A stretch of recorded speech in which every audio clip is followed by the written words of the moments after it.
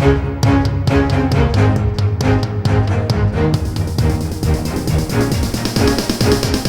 is the Washington Times front page for Monday, August 9th, 2021. Thanks for starting your week with us. I'm George Gerbo. The Senate worked into the night this weekend on the $1.2 trillion bipartisan infrastructure bill, nudging the bill toward passage early this week.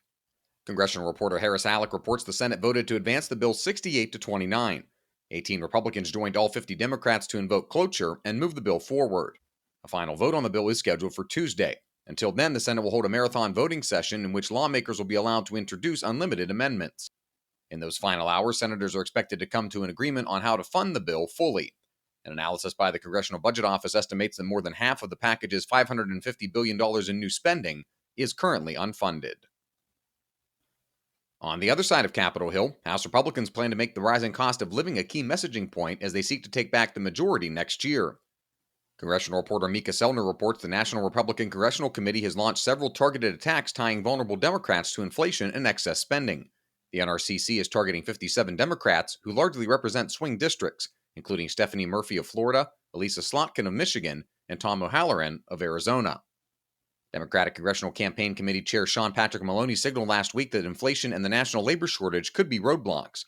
In a closed-door meeting, the New York congressman warned moderate Democrats that they would lose the majority if elections were held today.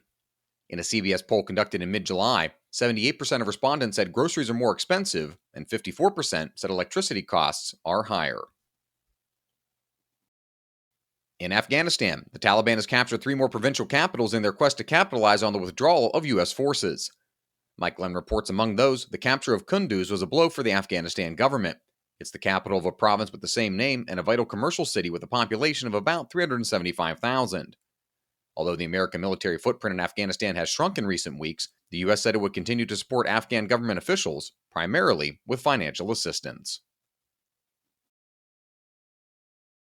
And finally, in foreign affairs, China's expanding provocations toward Taiwan have elevated concern among the United States and its allies about the potential use of force against the island democracy. National Security Team leader Guy Taylor reports the actions by China might backfire by boosting Taiwan's strong pro-independence forces and prompting the U.S. and others to deliver more robust support for the island.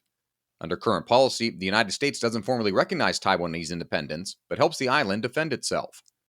Joseph Detrani, a former CIA official who has decades of experience analyzing China, said the international community has grown increasingly wary of China's actions on a range of fronts, including Taiwan, trade, the South China Sea, and the origins of the COVID-19 pandemic.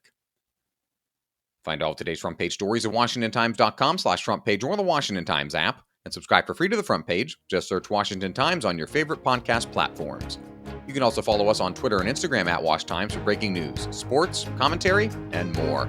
For the Washington Times, I'm George Gerbo.